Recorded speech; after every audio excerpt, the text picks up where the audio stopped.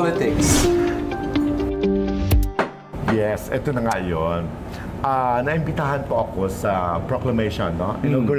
Proclamation Rally. Proclamation rally ng isang mayoralty candidate ng Manila. Recently, recently lang, mga week and a half ago. Yes. Kaya Sam Versosa. Sam Versosa is CEO of Front Row, at saka siya yung congressman na nakaupo ngayon representing the party list Tutok to Win. Tutok to Win, oo. Ngayon, ito si Sam. Alam mo, nabibilib ako sa batang ito. Tatlo ang major contenders sa pagka-mayor ng Manila. Ang incumbent mayor, of course, na si Hani Lacuna. Ito si Sam Versosa. And of course, ang comebacking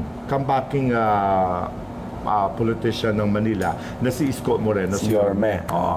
Ngayon, alam mo, natutuwa lang ako sa batang ito, kay Sam Versosa, because hindi siya mahilig sa mga mudslinging, sa mga name-calling, sa kanyang mga kalaban. Pero, siyempre, dahil nasasaktan siya pag siya ay binabanatan, siya ay ina-address lang niya ang issues. Kumbaga, pag siniraan siya, ang grupo ni Yorme, yung sinasabi na, ako, namigay sila ng 2,000 sa mga tao, tapos mga branded na mga groceries, mga spam, mga whatever. Samantalang nung pandemic, nasaan sila? Nasaan sila? Sabi ng grupo nila mayor. Napahiya si Mayor Yorme. Kasi may resibo. May resibo. Kasi there were times na magkasama sila ni Sam Versosa na nagmumudmod, namimigay ng mga groceries na ito'y provided for ni Sam. Kasi si Sam ang medyo makakaluwag-luwag.